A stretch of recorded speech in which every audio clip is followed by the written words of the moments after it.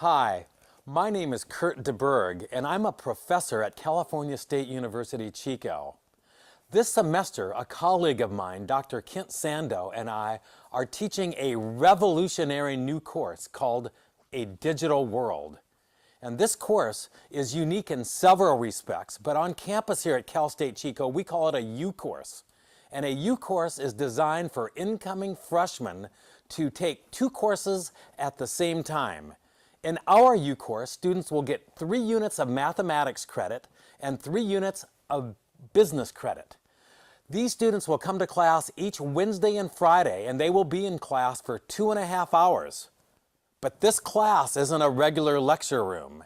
It's a blended learning classroom where there are 13 workstations, of which 10 of them will be designed for 10 students each. So with 100 students in each class, we're going to have 10 teams of students. Each team will have a senior or junior mentor assigned to that team with the goal of helping these students do well in the course. The overall goal of the U course is to help students be successful their freshman year, because research shows that if a student survives their freshman year, they have a much greater likelihood of succeeding and getting a degree.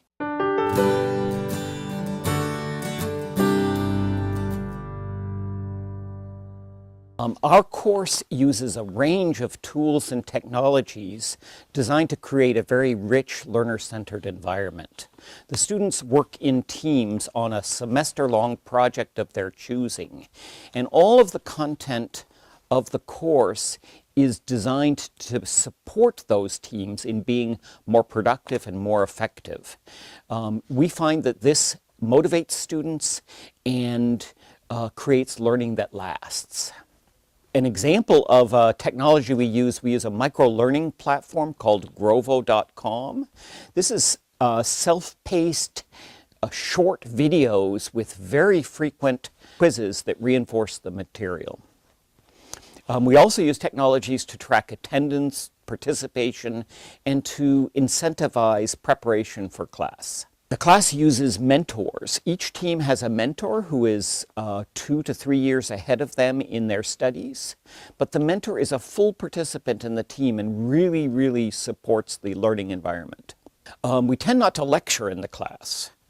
We find that instead we have students engaged in activities in a highly structured rhythmic day, and over the course of those activities, again, they're building work that's accumulating towards the project.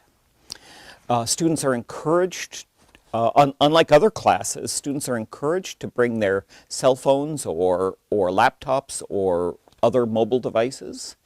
And while we allow them to use it fully in the class, because this is really, it is their lives, at the same time, we also try to teach them the boundaries of where it's appropriate to use them and where it's appropriate to turn them off.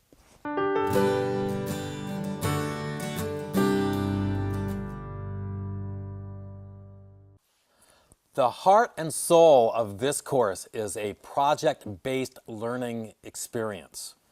And the project is real world. Our textbook for the course is really, there are 2 of them. The first one is called Running Lean by Ash Maurya. And here, Ash Maurya teaches how students or how entrepreneurs can start a business not by writing a 50 or 60-page business plan, but by using a lean business canvas so that students can identify a problem and then see if their proposed solution has a market for it. And to determine whether or not there's a market for their proposed idea, they're going to have to get out of the building and interview customers and interview prospective users. So that'll be the first part of the class. The second part of the class, they're going to actually work on their lean business canvas, and if it doesn't work the way they plan, we're going to allow students to pivot to another business idea if they find out that their original idea wasn't going to probably be successful in the marketplace. Our second book that we're using in this class is actually a novel called All In Startup by Diana Kander. And she uses the analogy of starting a business as like playing Texas Hold'em. You not only have to know the basics of how to run a business, but you got to know who else is playing the game with you. And playing the game with you are customers, users, suppliers, and employees. And so the game of business is much like the game of Texas Hold'em. And we think students will be using this book to see how Ash Marier's ideas are taught. So this is the theory. This is the actual, how is it applied? And then starting the business is the actual starting and doing, the hands-on learning. Now, the flow of each class, Kent and I, Dr. Sandoe and I, will do an introduction, which we call a briefing. It'll be a lecture, but not really a lecture. It'll be 15 minutes. Then we're going to have an activity, like a guest presenter or a group of teen entrepreneurs presenting their real-life business, or it'll be a successful entrepreneur in the community. Or when we do our civic engagement component, it will be our mayor. We're also going to be doing some hands-on activities called the 2 dice experiment. We may even teach students how to play Texas Hold'em and how it relates to starting a business. And we're also going to simulate a real community in which students pay in taxes and they will elect officials to be in their House of Representatives. And the House of Representatives will actually elect a mayor or someone who is in charge of the government. So this class has so much hands-on application that we think this is truly a revolutionary class.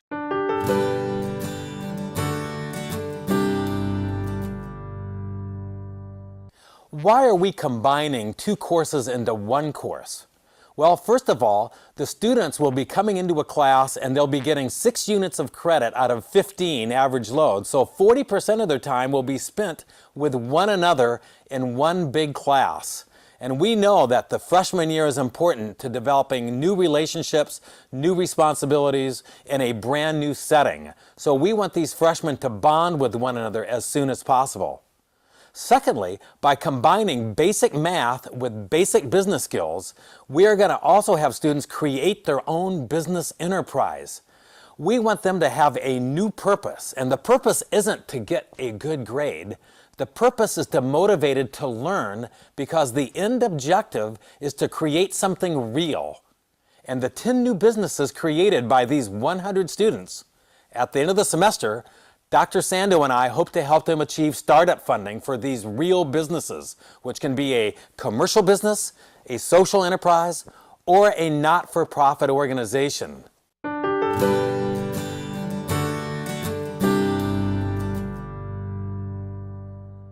Colleagues of mine who, when discussing their classes, are always worried or fretting over how they can squeeze all the material into the class. And I'm imagining them thinking of their teaching as all of these buckets of information and facts that they're going to pour into the heads of the students. Dr. DeBerg and I have a different view of learning. Learning to us occurs from the inside out. And so what we try to do is really provide a very, very rich environment, intellectual environment, technology environment, and in that environment we act as advisors, as coaches, as provocateurs. Our job is to inspire, to encourage, to surprise, foster that level of interest. We also find that if we're willing to give up a little control of the content and the environment to a certain degree, if we give that up to the students will rise to the challenge. They will take it up. They will take responsibility for their own learning and create learning that lasts.